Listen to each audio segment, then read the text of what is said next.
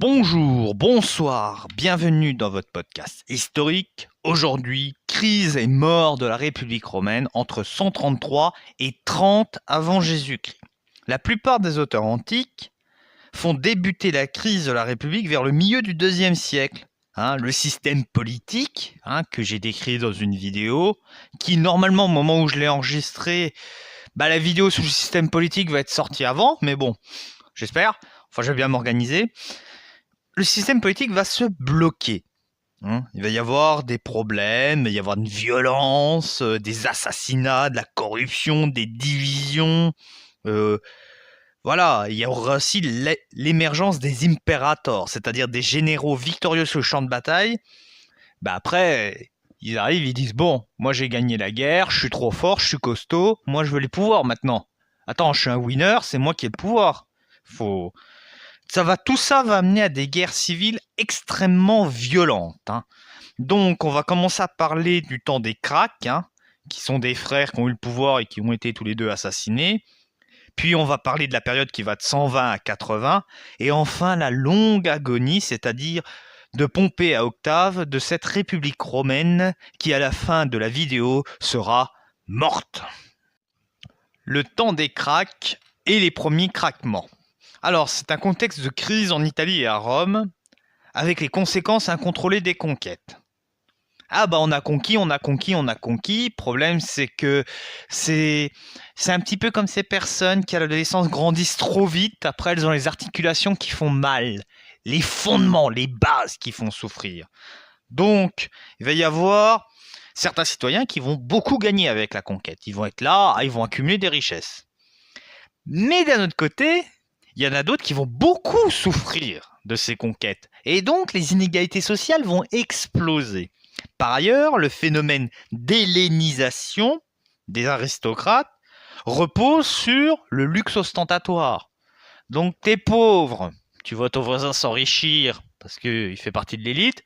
Et en plus, le gars, il te fout sa richesse devant le nez. T'as de quoi l'avoir mauvaise, faut être totalement honnête. Et l'enjeu majeur est la question agraire. Depuis la fin de la Deuxième Guerre punique, l'Italie est confrontée à une grave crise agraire qui s'accentue tout au long du IIe siècle. Oui, les gens qui font la guerre sont éloignés de leur domaine très longtemps. Les petits et moyens propriétaires sont ainsi contraints de remplir des services militaires de nombreuses années. Lorsqu'ils rentrent, leurs terres sont dévastées ou même ont été récupérées par un voisin puissant, souvent un aristocrate qui profite ainsi de l'aubaine pour agrandir son propre domaine agricole. Tu pars à la guerre, tu rentres et ton voisin, il est dans ton jardin. Ça te la met mauvaise. En plus, le mec, t'es déjà pauvre, en plus, il te fout son luxe devant le nez. Donc là, t'as le pompon, ça te donne vraiment envie d'être très énervé. Donc, cette question agraire, surtout dans une société comme la société romaine. Faut pas oublier un truc très important. L'agriculture est la base de l'économie traditionnelle romaine. Alors s'il y a un problème dans l'agriculture, il y a un problème au niveau de la base économique, avec l'attribution des terres qui pose aussi problème. Il y a aussi la question du recrutement militaire. Vous voyez, tout est lié. Simplement pour une question d'agriculture, on remet en cause le militaire. Mais aussi, il y a des tensions politiques croissantes. Ces évolutions économiques et sociales créent en nous des tensions politiques. Elles proviennent de l'affirmation du pouvoir personnel. Avec les impérators qui conduisent des campagnes victorieuses. Et comme je vous l'ai dit dans l'introduction, ils ont envie de... Ils ont dominé l'armée, ils veulent dominer le système politique. C'est lié, il y a toute une histoire de domination. Alors, il y a aussi des projets de loi qui ont été faits, qui n'ont pas reçu des avis favorables. En 149 avant Jésus-Christ, la loi qui institue des tribunaux permanents destinés à juger les magistrats des provinces, notamment les gouverneurs accusés d'extorsion de fonds. Dans les années 130, plusieurs lois visent à limiter l'influence de l'oligarchie sous le vote du peuple, et en 138, les tribuns réussissent même à faire emprisonner les consuls à propos de la levée militaire pour la guerre en Espagne. Voilà, il y a quand même des réussites, mais il y a des difficultés. Donc la réponse des tribuns de la plèbe, c'est Tiberius et Caius Sempronius Crassus, qu'on appelle les Cracks. Les deux vont avoir un destin tragique. Crack, G-R-A-C-Q-U-E-S. Hein. Ces deux frères, qui à 10 ans d'intervalle vont exercer la même fonction, tribuns de la plèbe, et qui ont poursuivi le même objectif, répondre à la crise agraire en prenant des mesures énergiques, et qui ont connu le même sort tragique. En effet, les deux frères se sont fait trucider, assassiner. Et donc voilà, ce sont tous les deux des réformateurs, mais ils ne sont pas issus de la plèbe, ce sont des membres de la haute noblesse, petit-fils de Scipion l'Africain, qui est un gars qui a quand même une grosse réputation. Et ils ne sont pas isolés, au contraire, ils sont soutenus par toute une partie de l'aristocratie qui est consciente des problèmes économiques et sociaux.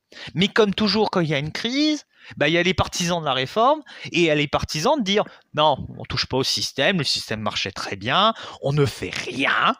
Ok, ça va aller, ça va s'arranger. Alors, Tiberius Crassus devient tribun de la plèbe en 133. Il fait voter une loi agraire, qui reprend la disposition des lois agraires antérieures. Donc, voilà, il va faire une réforme. Mais les oppositions vont être vives parmi les riches aristocrates possesseurs de la terre, dans laquelle la loi les arrange pas. En plus, Tiberius, il fait une boulette. Il se présente une deuxième fois à l'élection du tribunat, ce qui est encore illégal.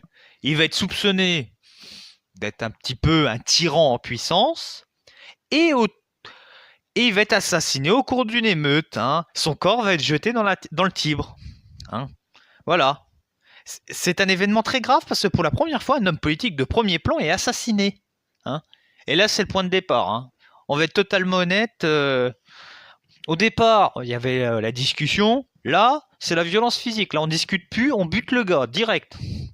Alors, il y a les deux tribunats de Caius Sempronius Crassus en 133 et en 122, le frère cadet de Tiberius, qui devient à son tour tribun. Même s'il est difficile de connaître avec exactitude la chronologie et le contenu de toutes ces lois, quelques-unes sont particulièrement importantes. Une loi agraire qui reprend celle de son frère de 133 et qui rétablit des commissions. Les lots de terre redistribués aux petits paysans sont plus vastes.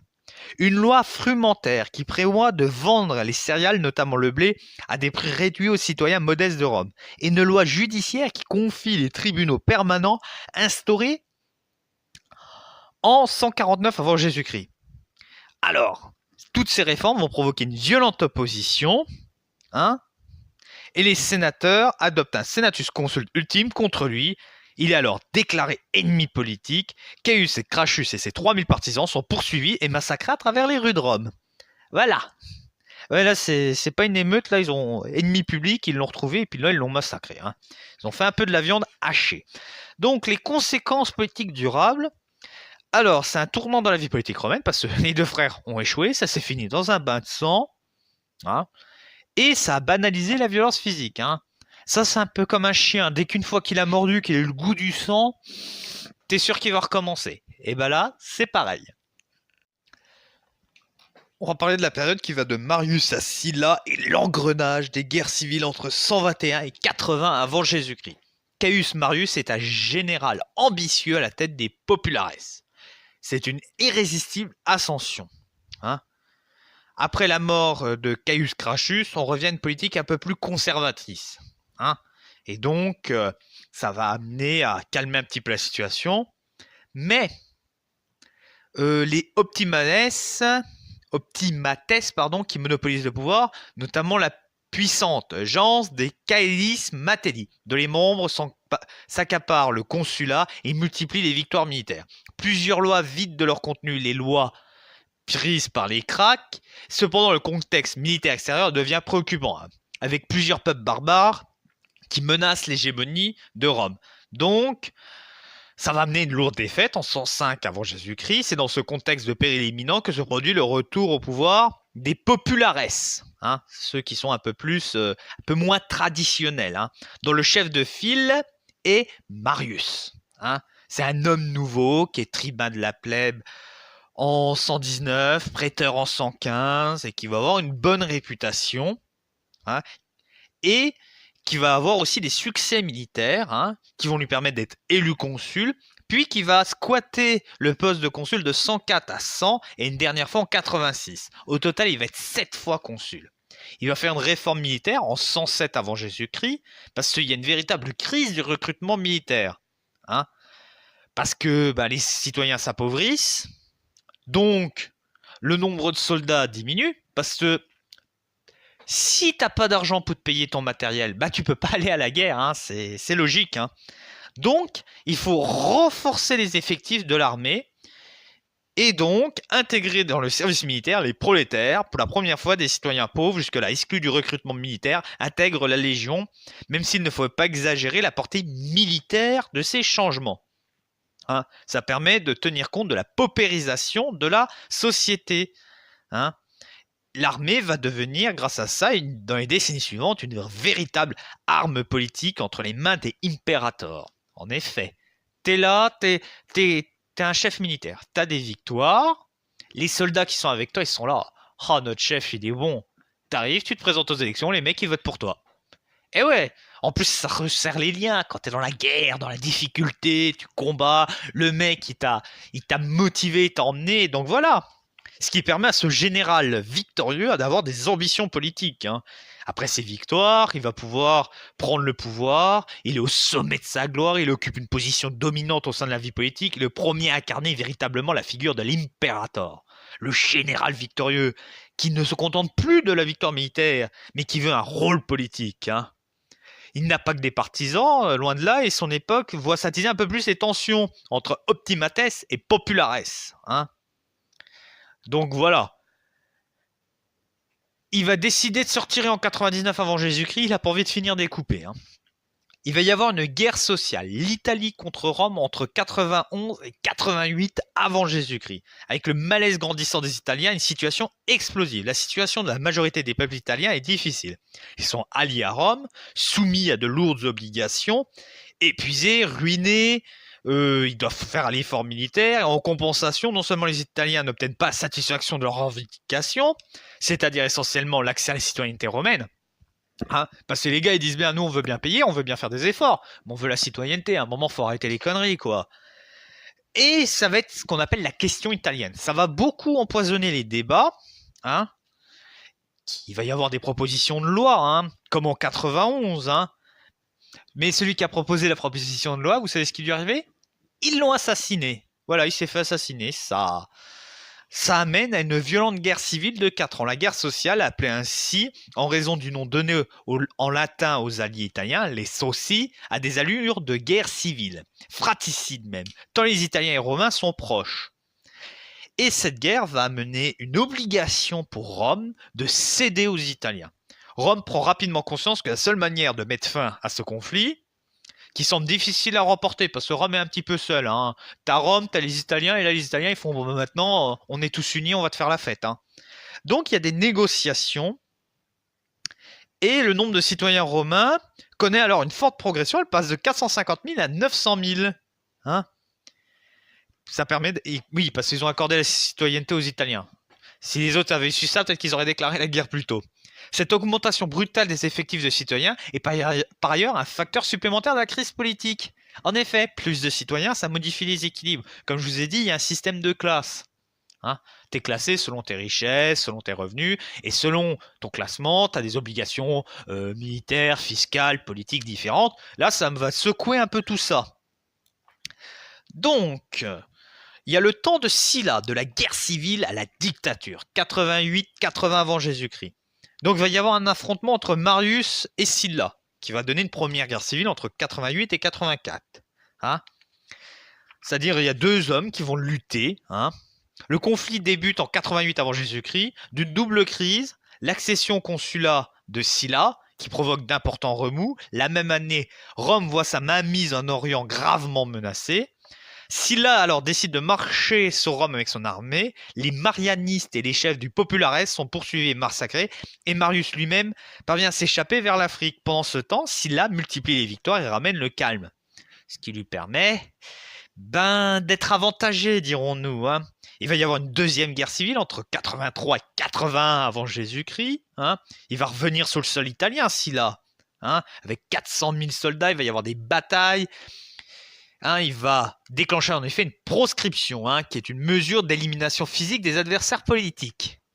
C'est heureusement qu'on a plus ça aujourd'hui, ça pourrait être assez violent. Bon, on envoie les flics faire des perquisitions, on les met en examen, c'est pas mieux.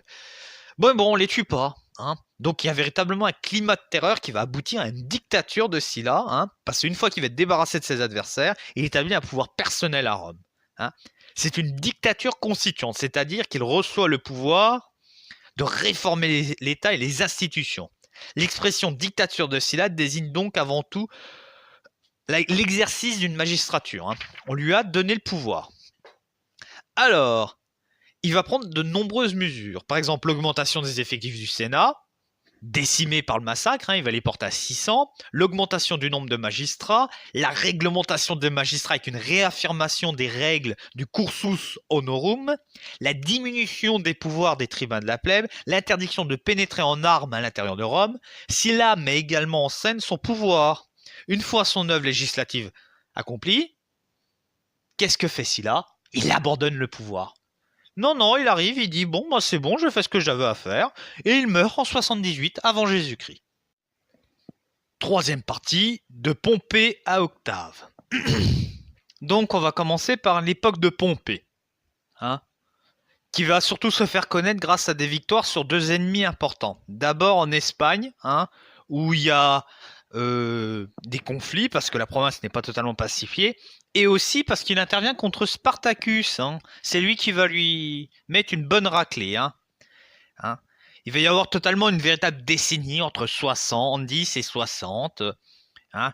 C'est celle de Pompée, il est parvenu au sommet de sa gloire, de sa puissance, il va faire des triomphes, il va être le maître de Rome. Hein. Il va avoir vraiment un poids politique énorme. Hein.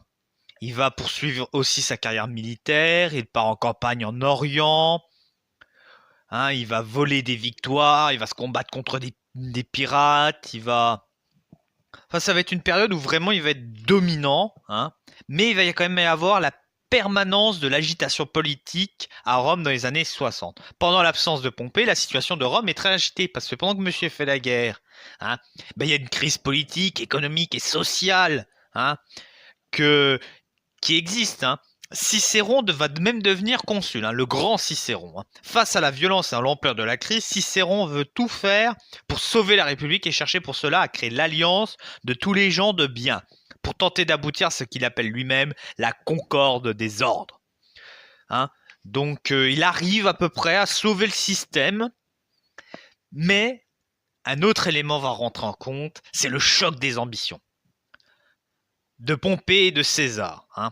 Il va y avoir un premier triumvirat entre Pompée, hein, le grand Pompée, César et Crassus, hein, qui est né vers 115 avant Jésus-Christ, hein, qui a commencé sa carrière sous Sylla et qui participe à de nombreuses batailles, qui est assez fortuné et qui va avoir une action assez énergique dans la guerre de Spartacus, hein, ce qui va le rendre très populaire.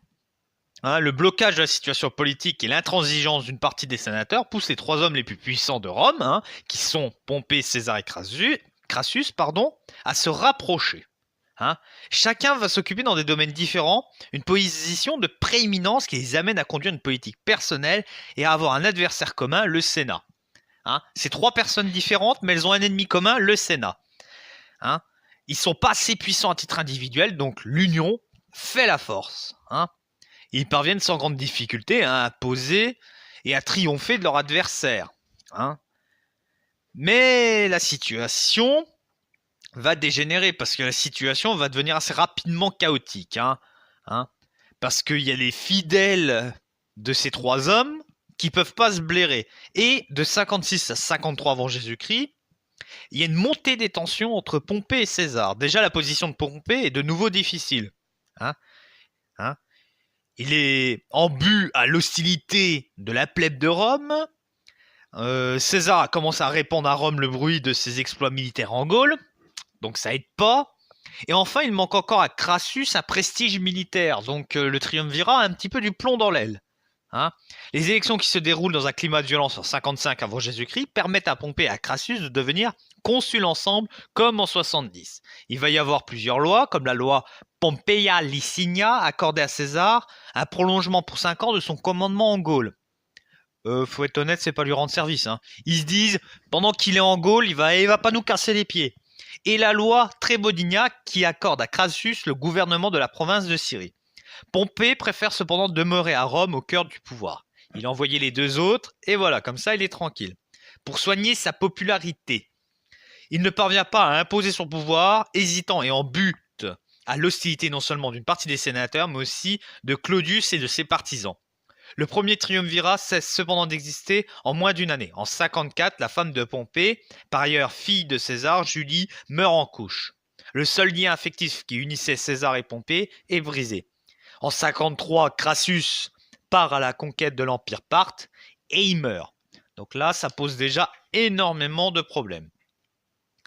Et donc, de 52 à 49, on a véritablement Pompée face à César, avec une violence politique qui est permanente. Hein. Le but, là, de Pompée, ça va être d'éliminer César, d'une manière ou d'une autre. Hein. Mais Pompée quitte Rome pour aller lever des troupes vers l'Italie, puis en janvier 49, le Sénat vote la fin de l'imperium pro-consulaire de César, hein, et il va y avoir véritablement une guerre civile entre Césariens et Pompéens. Hein. Normalement, Pompée est en position de force, mais ça va mal tourner, et César, quant à lui, sait qu'il joue gros. Hein. Il prend à Paris. Là, ça passe ou ça casse. Hein. Ça va être une nouvelle guerre civile, hein, et qui va s'étendre à l'ensemble du monde romain. Et déjà, au 1er siècle, vers 50, l'Empire romain ressemble à peu près à ce qu'on connaît. Hein. Donc, ça va vite partir en cacahuète, hein, parce que Pompée va décéder. Hein, il va se faire tuer. Hein, et César va devenir maître de Rome et du monde romain en 48 et 44 avant Jésus-Christ. Hein, il rentre définitivement à Rome en 45 avant Jésus-Christ, mais il devient maître absolu dès 48 avec l'élimination de Pompée. L'œuvre politique qu'il accomplit est considérable et contribue à accentuer la crise institutionnelle, car il y a une dimension de la personnalisation du pouvoir. Il tente d'apporter une solution à l'endettement qui demeure une plaie à Rome. Hein. Il va essayer de faire un gel des loyers pendant 1 an. Il essaye également de régler la question des distributions frumentaires. Il conçoit à partir de 46 avant Jésus-Christ un vaste programme de colonisation de manière à distribuer des terres. Est-ce qu'il a voulu mettre en place la monarchie? Difficile à dire. Hein. C'est débattu dès l'Antiquité. Hein. C'est ça le problème. Mais César peut incontestablement apparaître comme un nouveau monarque car il reçoit de nombreux honneurs. Il est célébré à Rome, il a 4 triomphes sur la Gaule, l'Égypte, le Pont et l'Afrique. En 45 avant Jésus-Christ, il reçoit le droit de porter en permanence le titre d'imperator. Hein. Il n'a jamais été empereur, hein, ni même roi. Mais voilà, la même année, le Sénat lui confère le titre honorifique de pater patri, le père de la patrie. Il reçoit de son vivant un véritable culte. Et tout cela commence à faire peur à certaines personnes qui se disent bon bah il prend un peu trop de place le César et ils l'ont assassiné. Hein. En mars 44 avant Jésus-Christ, ils l'ont convoqué, ils sont arrivés, ils ont fait bon bah faut que tu viennes. Il est venu, ils l'ont planté. C'est de ça qu'est le tableau qui sert d'illustration est tiré. Donc maintenant qu'il est mort, qu'est-ce qui se passe? Après la mort de César, c'est la mort de la République romaine. Il va y avoir une entente provisoire avec un second triumvirat, hein, véritablement avec Marc-Antoine, hein, qui va Sextus Pompée et Octave. Voilà, c'est 3 hommes puissants. Hein. Mais il y a quand même des tensions très vives et Octave va renforcer progressivement sa position entre 36 et 33 avant Jésus-Christ. Hein. Ce qui va amener une lutte à mort entre Octave et Marc-Antoine, hein, parce que Marc-Antoine va faire la petite erreur, il va quitter la sœur d'Octave,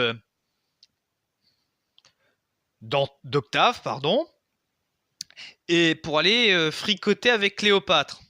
Ça va un petit peu énerver Octave, et puis Octave va faire comprendre aux Romains, ah, vous avez vu, là, il est parti en Égypte, il va transformer le machin, ça va devenir un truc à l'égyptienne et tout. Et donc, il trouve les moyens, et il le coince, et il le tue, et puis, comme ça, il devient le seul qui a le pouvoir. Donc, en conclusion, la crise de la République romaine, c'est-à-dire des graves dysfonctionnements institutionnels, éclate dès 133. Elle est provoquée par plusieurs facteurs, fracture au sein de l'aristocratie, difficultés économiques et sociales, frustration des Italiens qui veulent être citoyens. Sa principale manifestation est l'émergence du pouvoir personnel. La dernière de ces luttes civiles aboutit à la fin définitive de la République romaine. Quelques dates pour conclure mon exposé.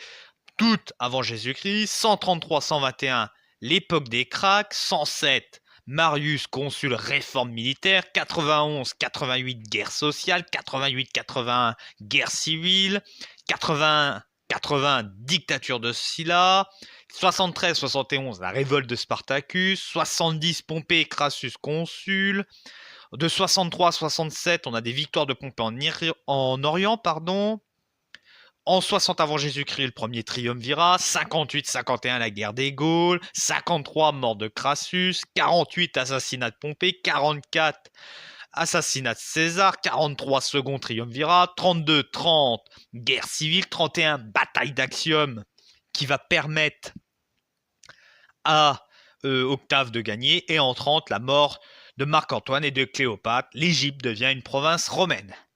J'espère que cette vidéo vous a plu. Si ça vous a plu, vous pouvez liker, partager, vous abonner, faire de la pub pour la chaîne, ça fait plaisir. Ciao!